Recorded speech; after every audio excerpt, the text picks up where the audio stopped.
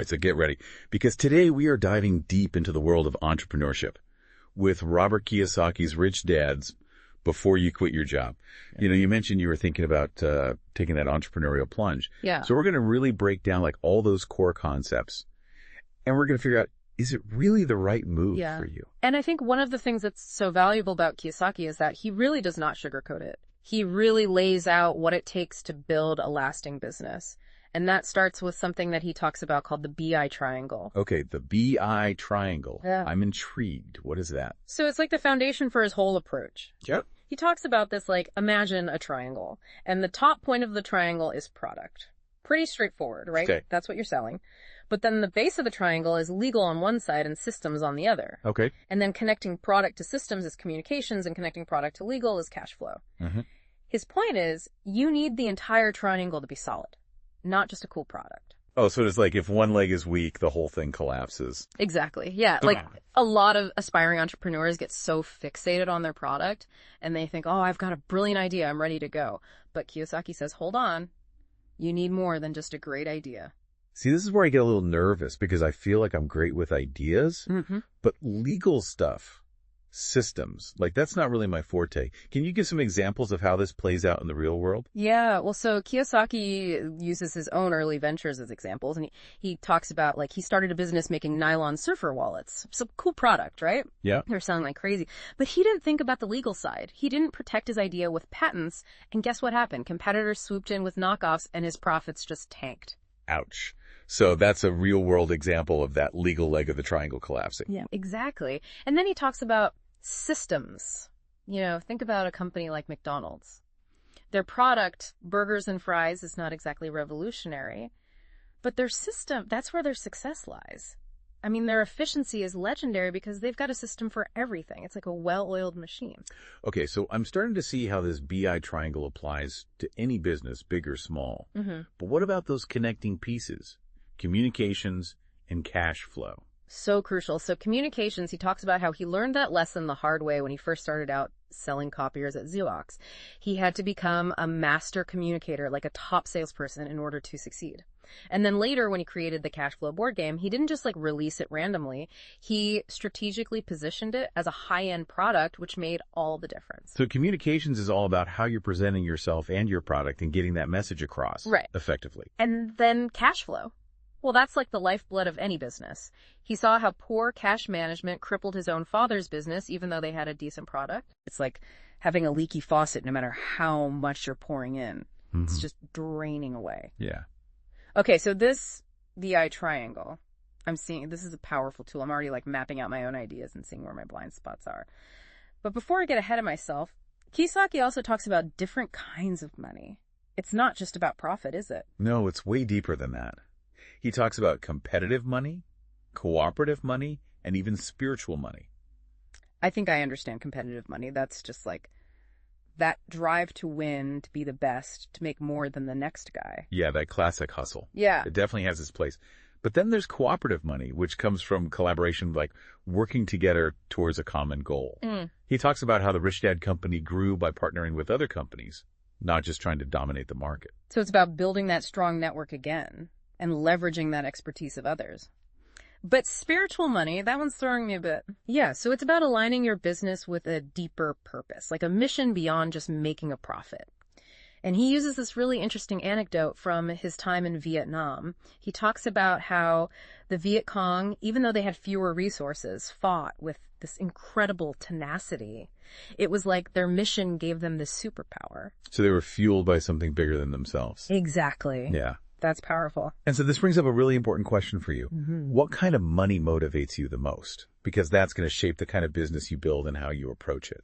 It makes you think, is focusing on spiritual money a luxury for like established businesses? Or is that something startups should be thinking about from day one? What do you think? That's a great question. And it ties into another really crucial concept that Kiyosaki emphasizes, which is this idea of process over goals. Okay. It's not just about like hitting that finish line. Yeah. It's about who you become along the way. Yeah. It's not just about becoming a millionaire. It's about WHO you become along the way.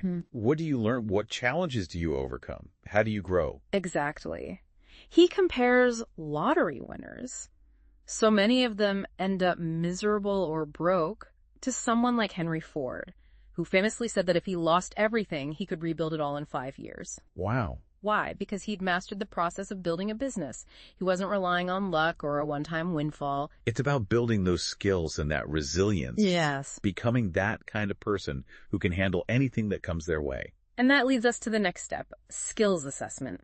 Time for a little self-reflection. Okay, listeners, grab a pen and paper if you're following along. Take a look at each level of that BI triangle: product, legal, systems, communications, cash flow.